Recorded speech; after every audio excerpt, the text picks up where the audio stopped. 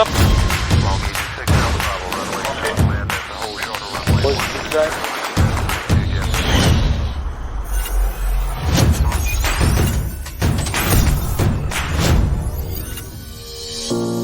Modern aircraft are highly complex machines with millions of parts, making up hundreds of systems with thousands of interconnections.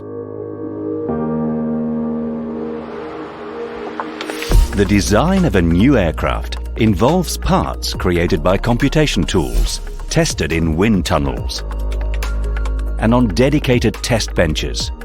And these are indispensable for the development and certification. After years of careful planning, design adjustments, the integration of new materials, and the latest innovations, the aircraft is finally ready to fly. However, in many situations, how an aircraft actually behaves is only really discovered when it takes off. That is why flight tests are essential. Let's look at some examples.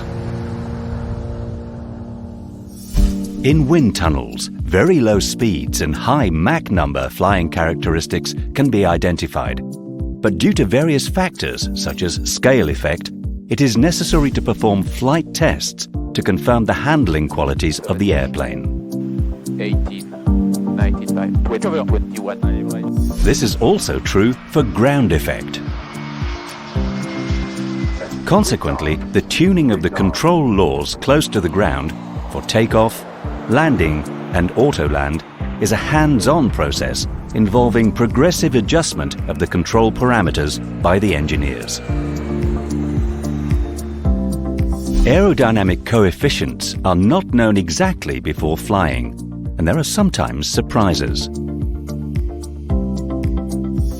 Final tuning of the flight control laws is carried out in flight, mainly at the limit of the flight domain, such as for the high angle of attack protections.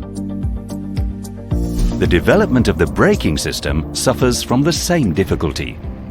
The forces applied on the wheels vary with the lift created by the speed, and in ground effect, it is not possible to build a proper computation model.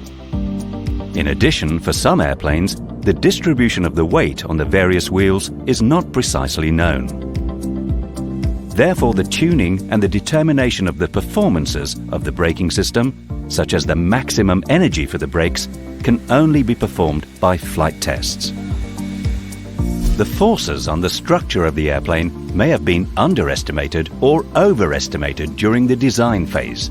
They are first confirmed by tests on a static airframe. Then the huge number of load sensors on development aircraft allows the final validation.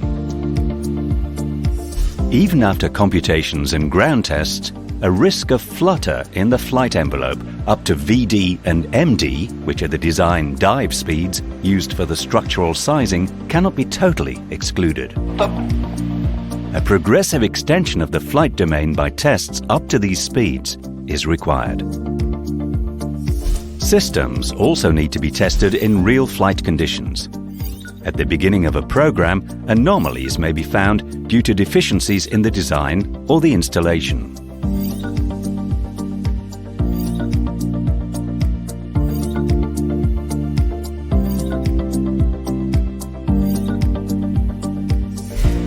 The air conditioning system is tested in flight, as the model of exchange with the outside of the fuselage is not sufficiently precise.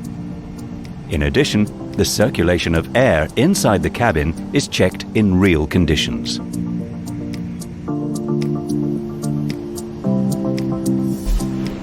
We have only reviewed here some of the areas where flight tests are necessary. EASA and FAA regulations impose flight tests in many domains because, very often, it is not possible to guarantee the results by computation or ground tests.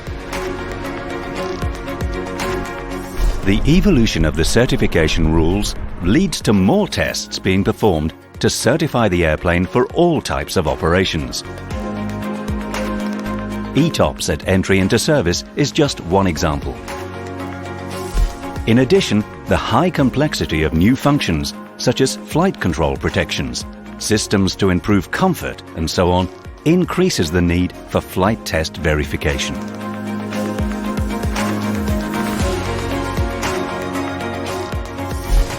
Therefore, the number of flight hours necessary to develop and certify a new aircraft is almost the same as in the past, despite the fact that the engineers have access to more parameters and have more powerful tools for faster tuning. Flight tests are really necessary.